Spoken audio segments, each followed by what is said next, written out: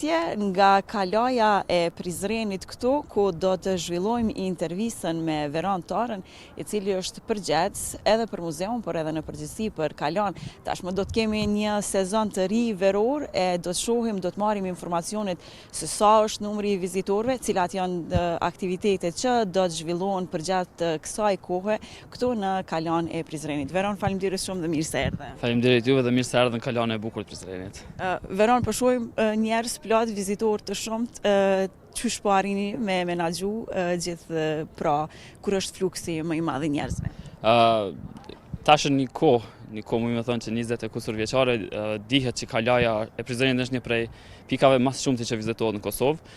Gjatë sezonit, po flas sezonit veror, diku rreth 5.000-6.000 veta në ditë, vizitorë në ditë arrin më ardhë në kalajen e Prizrenit, e cila është për neve pak një numër shumë i madh, pasi që menaxhimi duhet më konë shumë më i fortë, më stabil, po në përgjithësi është mirë pasi që gjithmonë ka qenë e hapur për publikun, edhe vizitorët prej krejt vendeve të Kosovës, të rajonit, po edhe të botës e vizitojnë kalan e Prizrenit.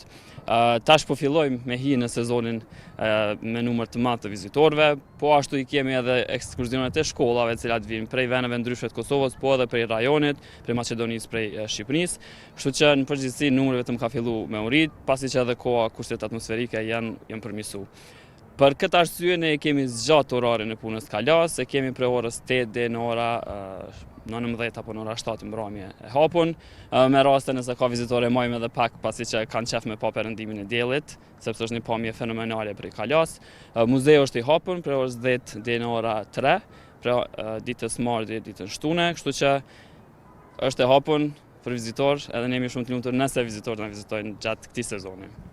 Veron, çka i nevojitet kalas? Kalaja ka shumë punë. Është bërë një punë shumë e madhe ndër vite në kalan e Prizrenit, ka pas restaurime, ka pas ndërhyrje të shumta që kanë qenë të nevojshme për kalan e Prizrenit, po asnjëherë nuk është ball që thojmë na për intervenime.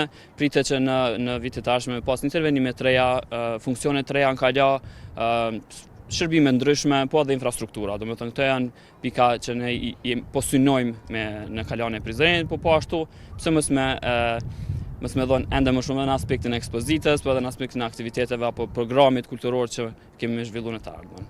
Sa ka kërkesa për zhvillimin e aktiviteteve në kala të Prizrenit? Di që Prizreni ka edhe festivale të shumta që kërkojnë hapësirë pikërisht në kalan e qytetit për me i zhvillu ato. Keni arrit me i menaxhu këto, edhe keni arrit me i marrë deri tash kërkesat e organizatave të ndryshme? Kalaja gjithmonë është shfrytzuar për aktivitete kulturore, tash e disa vite. Kemi kërkesa prej organizatave festivale ndryshme të cilat organizojnë aktivitete në kalan e Prizrenit. E kemi, si që dim, festivalin Dokufestit, Ngonfestit dhe disa festivale tjera. Kërkesa kanë ardhur, pritet të shfrytëtohen nga njësia menaxhuese apo menaxhimenti i cili jep pëlqim për shfrytëzimin e kalas Prizrenit, kështu që në të ardhmen do të dalim edhe me kalendarin e aktiviteteve për kalan e Prizrenit. Këto intervenimet, sidomos në infrastrukturë, edhe pse infrastruktura lem për dëshiru, sidomos këto shtigjet e ecjes, keni marrë një përgjigje se kur do të mund të realizohen këto përmirësime? Për shkak që nuk i takon ndoshta departamentit tim, janë departamentet të prokurimit në departamentin apo në Ministrinë e Kulturës dhe Turizmit, tani që u ndru. Kemi tentuar disa herë përmes të ndereve për me arrit me intervenu në këto shtigje, pasi që janë të degraduar pak a shumë, po për shkak të procedurave administrative nuk kemi arrit, po pritet që jemi të e shtyr në të ardhmen e shpejt për me mujt me i rregullu. Mirë, sidoqoftë kalaja mbetet një prej pjesëve më të vizitume të Prizrenit. Ku është interesimi më i madh i vizitorëve ose i turistëve për të pa, edhe a ka dikush që spjegon për shembull pjesë historike të kalas, qoftë muzeun brenda, ka artefakte të ndryshme të cilat ekzistojnë këtu? Po, vizitorët pike para vijnë për pamjen, pasi që është pamje fenomenale e Prizrenit, pamje panoramike, edhe dyta për historinë e kalas, mbi 3500 vjeçare, domethënë është një prej kalave më të vjetra dhe më të rëndësishme që e kemi në Kosovë. Nga hapësirat e jashtme unë mundohem, nëse shoh grupe të ndaja, me i spjegu pak a shumë me mundësitë e mia, ndërsa brenda në ekspozit e kemi Ciceronën, i cili arrin nëse ka nevojë me i spjegu, pasi që mbrana i kemi në 3 gjuhë eksponatet, kështu që mund me I lexu edhe pa ndihmën e Ciceronit. Sa ka hapësirë dhe kapacitet Kalaja që për me pranu artefakte të tjera nëse një qytetar has në një artefakt qoftë në lokacione të ndryshme të Prizrenit? Ajo rregullohet me ligj, duhet të paraqitet në Institutin Arkeologjik të Kosovës, nëse ka gjetje apo nëse ka një artefakt që don me dhuru, shkon përmes procedurave administrative ligjore, jo në Kalan e Prizrenit. Kalaja e Prizrenit vetëm se ka ekspozitën e vet. Kemi munduar ndoshta me bën një rikurim të vogël të ekspozitës, po ajo mbetet në të ardhmen, pasi që e dini që është shumë e vështirë me pas një kurator për ekspozitën arkeologjike, po prapi bëj thirrje kushdo që has në gjetje arkeologjike është mirë të njoftohet Instituti Arkeologjik I Kosovës që për me vazhdu me procedura administrative ligjore. Sa dojnë kohë për me u mirëmbajt gjatë gjithë qëndrimit këto gjitha ato artefakte, sa dojnë vëmendje, kujdes të shtuar? Artefaktet janë si një fëmijë, duhet me shumë kujdes edhe me I mbajt, edhe me I mirëmbajt, edhe me I pastru.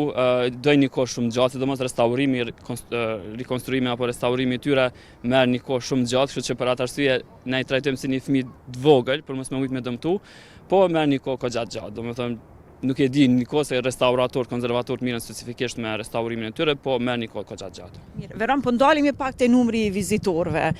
Duke I ditë se ndoshta prej vitit në vit ndryshon numri atyre të cilët e vizitojnë Kalan e Prizrenit. Ka një databazë që pra monitorohet numri I vizitorëve që dallon ndoshta prej vitit në vit. A e keni pa këtë ndryshim të vizitat në Kalan? Çdo vit si në Prizren, po ashtu edhe në Kalan e Prizrenit, pasi që ata që vinë në Prizren hypin do e mos do në Kalan e Prizrenit, vetëm po shtohet numri I vizitorëve. Fatkeqësisht nuk kemi një databazë që I numërojmë sakt vizitorët, po prap me turma apo me numrin e grupeve që vinë, pak a shumë mundemi me arrit një mesatare edhe me nxjerr një numër ditor apo mujor. Në të ardhmen po mendoj që duhet të jetë një biletari tek e fundi veç ndoshta me pas një rinumërim apo numërim të vizitorëve që hyn brenda, po që e thash gjatë sezonit apo pikut të sezonit diku rreth 15-60 veta vizitorë në ditë hyn në Kalan e Prizrenit. Mirë, guidat të cilat pra shoqërohen prej grupeve të ndryshme, qoftë grupe të turistëve apo qoftë edhe individ, kanë Ciceronet e vet. Sa mundet me dëmtu dhënia e informacionit, transmetimi I informacionit të historikut, qoftë të Kalas, po qoftë edhe të qytetit të Prizrenit. Ndonse ka qenë një problematik e kahmoqshme kjo. Sa e keni vrejt këtë problematik tek grupet e organizuara? Është ende problematik. Fatmirësisht Kosova vetëm ka ligjin e udhërfyesve, edhe kërkohet me ligj që të certifikohen dhe licencohen nga shteti udhërfyes të cilët veprojnë në territorin e Kosovës, po edhe në Prizren.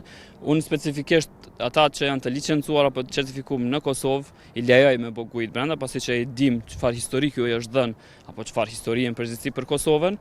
Po për guidat apo udhërfyes të jashtëm, të cilët nuk janë licencuar në Kosovë, fatkeqësisht nuk I inkurajojmë për me bë guid apo me u bë një udhërfim brenda Kalas, pasi që mundet të ndryshohet historia, termat, kështu që është mirë me pas prap guidën apo Ciceronin lokal. Ka pas ndërhyrje në këto raste kur I keni vrejt për shembull që po shtrëmbrohet historia e qytetit, qoftë edhe të Kalas? Po, unë personalisht kam pas raste si në qytet poshtë, po edhe në Kala që tjetërsohet ose specifikohet një periudhë apo një kohë më shumë, në atë rast në ndërhyj, them që është e padrejtë edhe nuk keni drejt me vazhdu, me shpjegimin e juaj, mundi me vazhdu me bo vizitën, po jo me tregu edhe shpjegimin. Normal që gjithmonë çësia nuk është shumë e mirë ndaj meje, apo edhe kundërta, po është pjesë që duhemi me rujt historinë tonë ashtu siç është, kështu që për atë arsye duhet me po edhe kësi ndërhyrje. Mirë, Veron, po ndalemi pak tek turistët e ri. Ka periudha ku vërshojnë më tepër një grup I caktuar I shtetasve të huaj, pra qoftë nga Turqia, kemi pas edhe shtetet arabe. Për këtë qoftë në vitin e kaluar, por qoftë edhe këtë vit, cilat janë pritshmëritë nga cili shtet do të munden me ardhmë atje, për pasi që e dim edhe po ndërlidhem tek faqja zyrtare e Kalas së qytetit, që gjithmonë ka pyetje të shumta nga shtetas të huaj.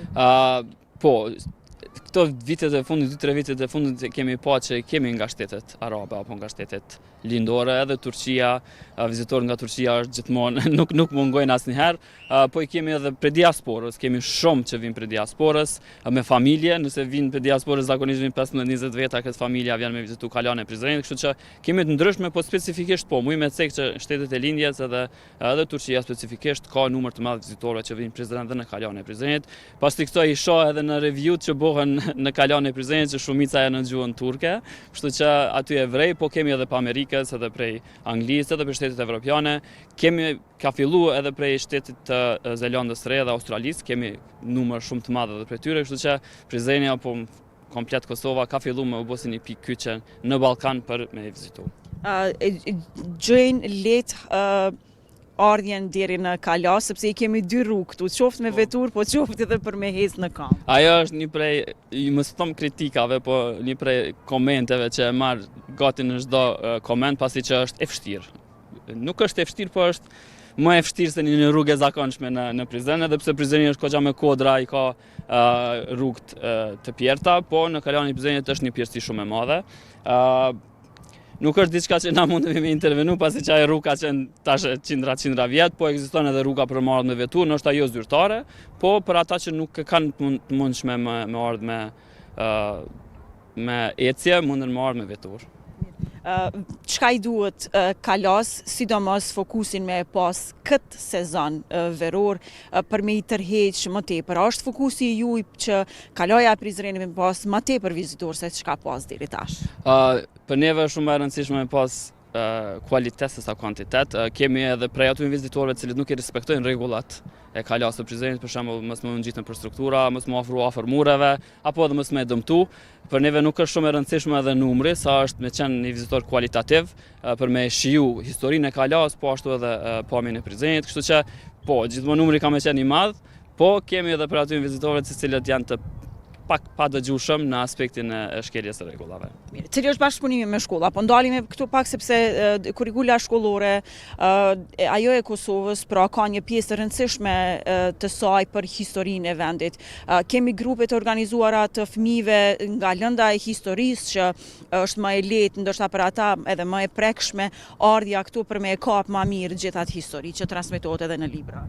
Po, fatmirësisht e kemi edhe muzeun arkeologjik poshtë te Sahat Kulla, që është pak më e çastshme për të ri, pasi që është pak rrezik me i pru fëmijët në Kalane e Prizrenit, sidomos në këto kohë të nxehta apo dhe gjatë stinës së dimrit, po kemi ekskursione shumë që vijnë nga shkollat, tash e dim që është sezoni i përfundimit të gjysmëvjetorit, edhe vijnë goxha shumë ekskursione.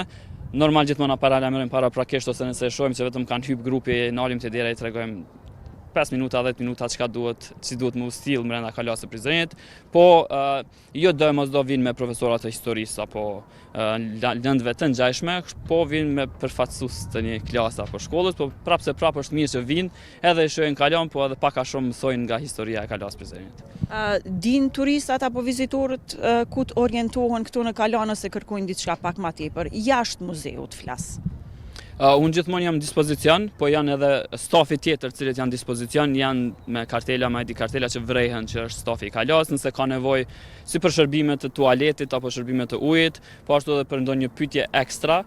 Kemi filluar me vendos disa pllakata, disa logo, disa QR kod që mundin më informu përmes faqes së Kalas së Prizrenit, kështu që pak a shumë jemi tu tentu me digitalizu, po edhe pak a shumë e vërejtë që Kalaja ka ku më orientu, kështu që po gjithmonë muzeu apo ndërtesa që kemi në Kala është pika që referohen pasi që është në mes, edhe vrehet që është dikush mbrana të punu, kështu që gjithmonë jemi të pranishëm për ndihmë të ndonjë vizitori. Veron, nëse nuk kemi diçka tjetër për çtum, po të falenderoj shumë. Faleminderit juve edhe shpresoj që keni kaluar shumë mirë. Faleminderit shumë, gjithmonë në Kalani kaloj mirë, shikues të nderuar, bashkë me Veron Tarën këtu përgjithësisht për muzeun dhe për Kalani përgjithësi, ne ju përshëndesim juve dhe do të shihemi në intervistat tona të tjera.